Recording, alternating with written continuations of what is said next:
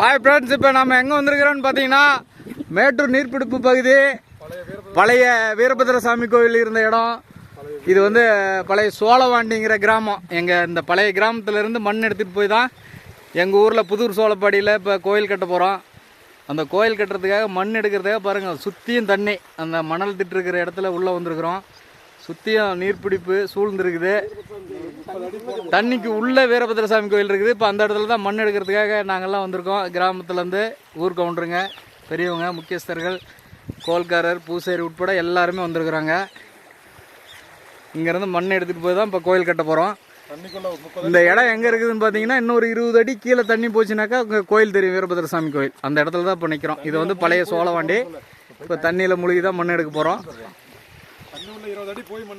ஆமாம், இது பழைய சோழவாண்டி.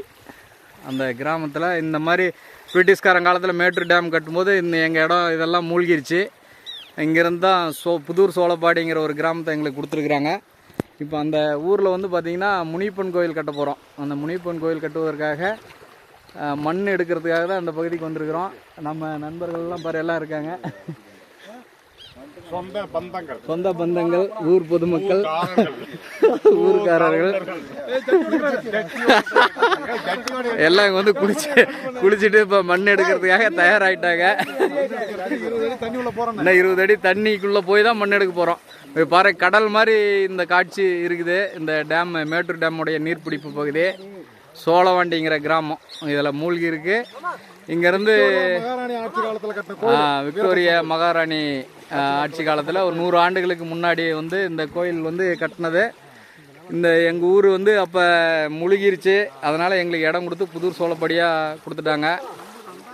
இங்கே பூர்வீக இடத்துலேருந்து ஒரு படி மண் எடுத்து போய் நம்ம கோயில் கட்டலாம் அப்படிங்கிறதுக்காக ஊர்க்காரெலாம் சேர்ந்து வந்திருக்கிறோம். எங்கள் மாமா வேறு ஜட்டியோடு எடுக்க வேண்டாங்கிறாரு. பார்த்துக்கங்க, அவர் தான் எங்கள் சித்தநாதன்.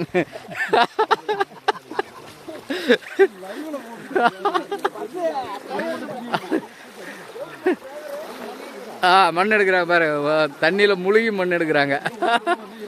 இன்னும் 20 அடி ஆழத்துக்கு உள்ளே போனால் தான் வந்து அந்த மண் எடுக்க முடியும். சோழப்பாடி கிராமம், பழைய சோழவாண்டி. மீண்டும் புதூர் சோழப்பாடிங்கிற கிராமத்தில் இருக்கிற அடுத்த நிகழ்ச்சியில் உங்களெல்லாம் சந்திக்கிறேன். நன்றி.